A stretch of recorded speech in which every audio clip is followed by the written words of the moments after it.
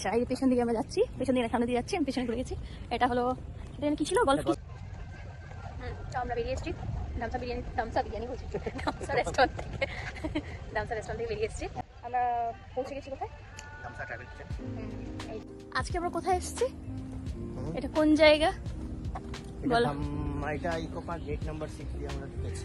আচ্ছা, এই পেছন দিকে আমরা যাচ্ছি, পেছন দিকে সামনে দিয়ে যাচ্ছি, আমি পেছনে ঘুরে গেছি। এটা হলো, এটা কি ছিল, গল্ফ কি ছিল, গল্ফ কোর্স ছিল। আমরা যাচ্ছি দামসা ট্রাভেল কিচেন। একটা অন্যরকম বিরিয়ানি ট্রাই করতে, ব্যাম্বু বিরিয়ানি। এটা কি বলে ওরা, পোড়া বাঁশের বিরিয়ানি। হ্যাঁ, পোড়া বাঁশের বিরিয়ানি। তো ওটা আজকে আমরা টেস্ট করব। অন্যরকম একটা বিরিয়ানি খেতে আমরা স্পেশালি এসেছি আজকে ইকো পার্ক। কি ছিল, গেট নাম্বার 6 ছিল না? গেট নাম্বার 6, ইকো পার্কের গেট নাম্বার 6-এ। তো খুবই এক্সাইটেড হয়ে এসেছি, দেখা যাক কেমন বিরিয়ানিটা। খেয়ে আপনাদের নিশ্চয়ই জানাচ্ছি, আর ওখানেও গিয়ে দেখাচ্ছি বিরিয়ানিটা দেখতে কেমন। এখানে একটা ইনফরমেশন আপনাদের দিয়ে রাখি, আপনারা যদি শুধুমাত্র ধামসা কিচেনে আসেন বা ধামসা রেস্টুরেন্ট যেটা নাম, সেখানে যদি আসেন তাহলে আপনারা গেট নাম্বার 6 ধরবেন। না হলে আপনাদের ভীষণ অসুবিধা হবে এখানে রেস্টুরেন্টে ঢুকতে, কারণ এখানে ডাইরেক্ট প্রবেশ নেই। আপনাদের ইকো পার্কের হয়তো একটা টিকিট নিতে হবে, আর নয়তো রেস্টুরেন্টের বুকিং নিতে হবে, না হলে আপনাদের এখানে ঢুকতে দিতে দেবে না। আর গাড়ি নিয়ে এলে তো বুকিং নিতেই হবে রেস্টুরেন্টে, তো বুকিং নিয়ে আসবেন, যেটা আমরা ফেস করেছি। এখন আমরা বুকিংও হয়েছে, আমাদের টিকিটও হয়েছে। তো টিকিট কাজ দেবে আমরা যদি অন্য কোথাও প্রবেশ করতে চাই ইকো পার্কে, একদম তখন টিকিটটা কাজ দেবে, না টিকিট। হ্যাঁ, আর বুক মাই শো টিকিট হচ্ছে অনলি ফর ট্রাভেল। আচ্ছা, সেটা আমরা জানতাম না। যাই হোক, এটা একটা লার্নিং। একটা ফায়দা এটা হয়েছে কি আমরা এই সুন্দর জায়গাটা দেখতে পেরেছি। সেটা আমরা আগেও দেখেছি যখন আমরা ইকো পার্কে। আর প্রচুর টাকা নেই, বাকি সুন্দর হয়ে গেছে, লাইফে চলে গেছে। রাস্তাটা খুব সুন্দর, পরিষ্কার পরিচ্ছন্ন, খুবই ভালো লাগছে হাঁটতে। এই যে আমরা হাঁটছি একদম তীব্র গতিতে, ছুটছি বিরিয়ানির দিকে। এটা সবার আমাদের ভীষণ আগে ইচ্ছে ছিল। একদিন এসেছিলাম, সেদিন খাওয়া হয়নি, কারণ আমাদের সেদিন কি ছিল, ওই জন্য আমরা পুরো বিরিয়ানিটা টেস্ট করতে পারিনি। আর ছিল না, দেখুন ডোমটা দেখা যাচ্ছে, ইকো পার্কের ডোম। আমি দেখাবো একটু ভালো করে, সামনে কাছে দেখা যাচ্ছে না, দুটো আছে। কিন্তু এখানে আমি দেখুন, এখানে গোল কোর্সটা পুরো দেখা যাচ্ছে, একজন খেলতে এসেছেন। জায়গাটা খুব সুন্দর, একদম সবুজে ঘেরা। তো খুব দুর্দান্ত এই রুমটা দেখা যাচ্ছে। রুমটা ভালো করে দেখাবো সামনে গিয়ে, কাছে গিয়ে সবটা দেবেন উনি।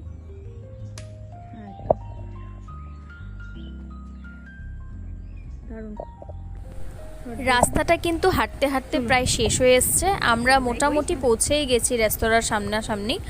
তো এই তো রাস্তা শেষ, আর এরই লেফট হ্যান্ড সাইড মানে বাঁ দিক দিয়ে যে গলি একটা ঢুকে যায় গলফ কোর্সের সাইডে, সেটাই পথ ধরে আমাদের হাঁটতে থাকতে হবে ট্রাইবেল কিচেন পর্যন্ত।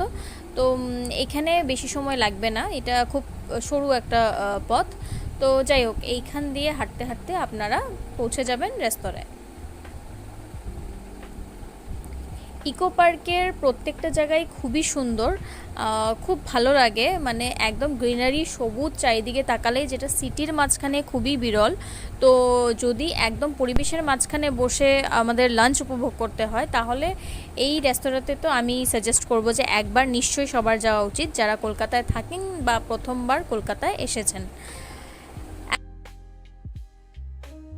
আপনারা যদি ইকো পার্কের সোলার ডোমে আসতে চান, যেটা রিনিউয়েবল এনার্জি মিউজিয়াম, সেটাও কিন্তু আপনারা এই পথ ধরেই ইজিলি আসতে পারবেন। আমি এখানেও এটার অ্যাড্রেসটা দিয়ে রাখছি আপনাকে, বা ইনফরমেশনটা দিয়ে রাখছি, যে আমরা যে রাস্তা ধরে ধামসা কিচেনে ঢুকবো, সে তারই ডান দিকেই রয়েছে সোলার ডোমটা। তো আপনারা যদি আসতে চান তাহলে 6 নম্বর গেট ধরে এখানেও ঢুকতে পারেন, কিংবা ধামসা রেস্টুরেন্টেও ঢুকতে পারেন, কিন্তু সোলার ডোমটা একটু টাইম কনজিউমিং, তো ওটাতে একটু সময় নিয়ে আসতে হবে।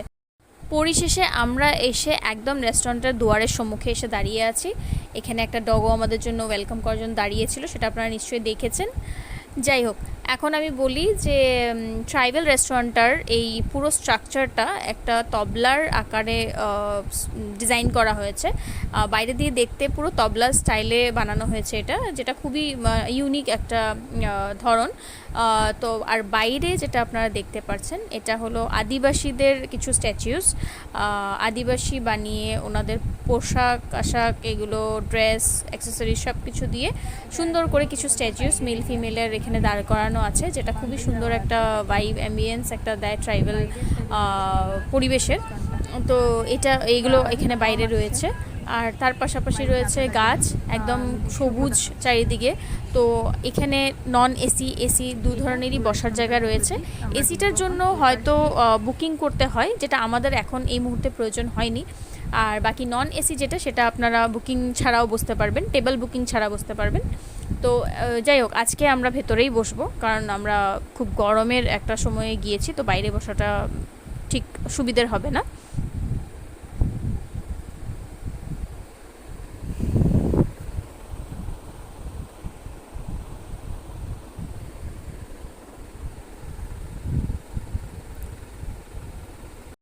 রেস্টুরেন্টের বাইরের দিকটা পুরো ঘুরে নেওয়ার পর এবার আমরা ভেতরে ঢুকবো।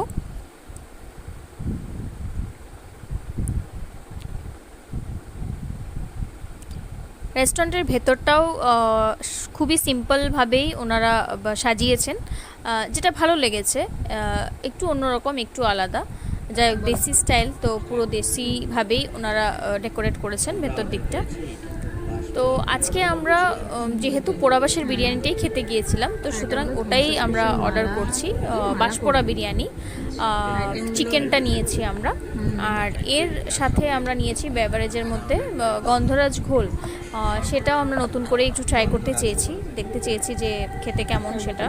তো এই দুটোই আমরা অর্ডার করেছি আজকে।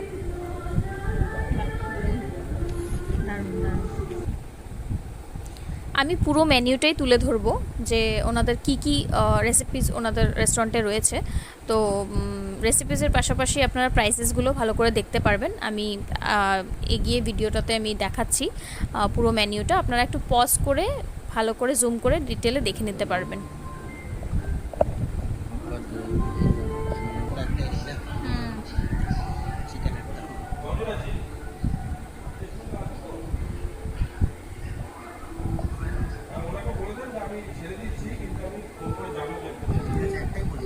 একটাই বলো আগে।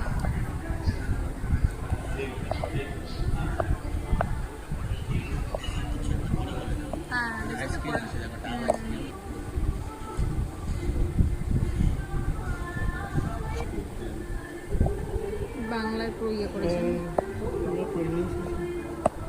প্রথমটা কি হয়েছে তাহলে? বাঁশপোড়া খালি চিকেন পিস থাকবে? ওটা চিকেনের ইয়েটা বাসে বানানো।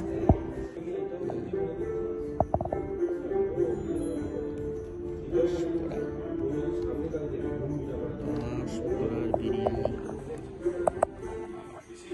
আচ্ছা,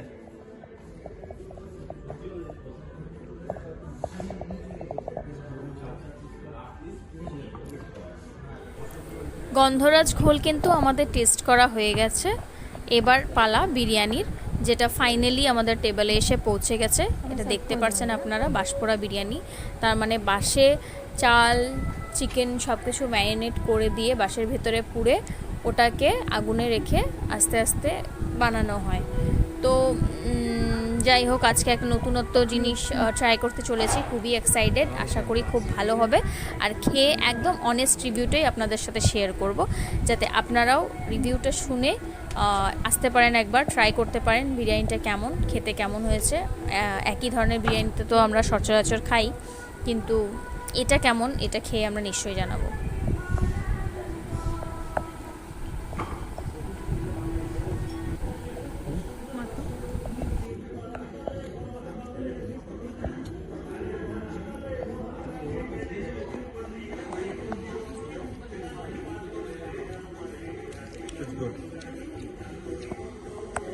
খেতে ভালো, টেস্ট আছে।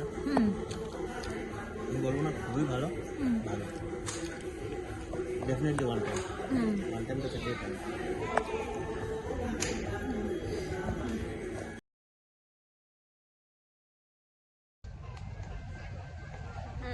আমরা বেরিয়ে এসেছি ধামসা বিরিয়ানি বলছি, ধামসা রেস্টুরেন্ট থেকে বেরিয়ে এসেছি। তো রিভিউসটা দেবো আমরা এখন। ওখানে আমরা শুধু বিরিয়ানি খেলাম, আর বেভারেজে কি খেলাম, ওই গন্ধরাজ ঘোল খেয়েছি।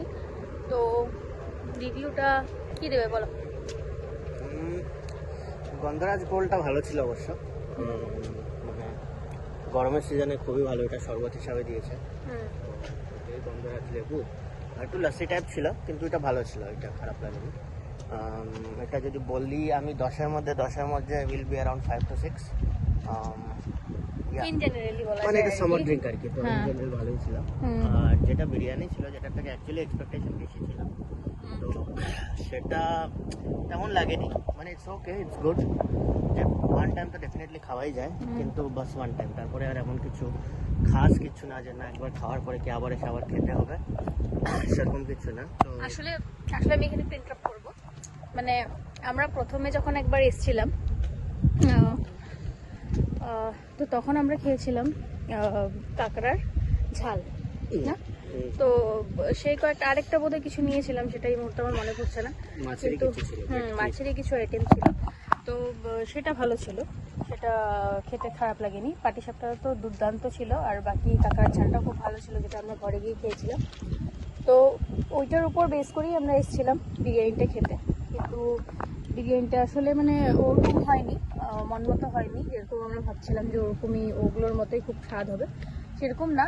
মানে আমাদের ওটা পার্সোনাল চয়েস থেকেও বলছি, আর ইন জেনারেলিও আমার মনে হয় যেটা বিরিয়ানি হয় যেরকম সেরকম সেটা ছিল না। তো যাই হোক, এমনি একবার ট্রাই করা যেতেই পারে, কারণ একটু অন্যরকম ধরনের বানানো জিনিস, পোড়া বাঁশের মধ্যে ওটা বানানো, না হলে তো যেভাবে বিরিয়ানি হয় এটা আমরা সব জায়গাতেই খাই। তো এমনি এসে একবার ট্রাই করতে পারেন, যারা কলকাতায় থাকেন বা কলকাতায় আসবেন একবার, তো এখানে আসতে পারেন। ইকো পার্কের গেট নাম্বার 6-এর ভিতর দিয়ে আপনারা আসতে পারবেন। আর ডাইরেকশনটা তুমি বলে দাও, কেমন করে বলতে লাগবে। তো গেট নাম্বার 6-তে আপনাদের সবথেকে বেস্ট অপশন আছে বুক করে নেবেন, বুক মাই শো বা জোম্যাটোতে। ওইখানে যদি টেবিল আপনারা বুক করে নিন, তো বুক করলে ডাইরেক্ট আপনাদের যেটা ফার্স্ট যে টিকিট যেটা জেনারেট হবে, ওই টিকিটটা যদি গেট নাম্বার 6-এ সিকিউরিটিতে দেখালে, তখন ওরা আপনি যদি নিজের গাড়িতে আসেন কি কমার্শিয়ালে আসেন, টিকিটটা দেখালে ওরা ডাইরেক্ট এন্ট্রিটা দেবে, তখন আপনারা সেটাই যেটা আমরা যেটা দেখিয়েছিলাম গেটটা আছে ওই সাইডে, ওখানে ড্রপ করে দিলে বা একদম সামনের দিকে যেটা আছে কিচেনের সামনে ড্রপ করে ক্যাব চলে যেতে পারে।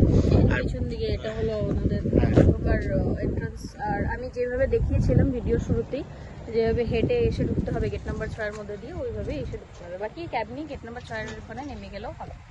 জায়গা না করলে তখন আপনাদের হেঁটে আসতে হবে, মানে গেট নাম্বার 6-এ নেমে যেতে হবে, ওখান থেকে আপনাদের ওয়াক করে বেশি ওয়াক না, 5 মিনিটসের ওয়াক, কমফর্টেবলি অ্যাকচুয়ালি।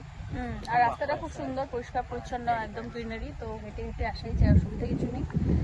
বাকি আজকের জন্য আমরা ওই বিরিয়ানিটাকেই আমরা কি করলাম, রিভিউ দিলাম। হ্যাঁ, বিরিয়ানি রিভিউ দিলাম, and যেটা বললাম যে এটা 10-এর মধ্যে বেস্ট 5 to 6। আমি অ্যাকচুয়ালি পার্সোনালি বিরিয়ানি লেভার, আমি বিরিয়ানি খেয়েছি, তো ওই কম্পারিজনে যদি বলি 5 to 6 nothing special, one time খালি খাওয়া যেতে পারে।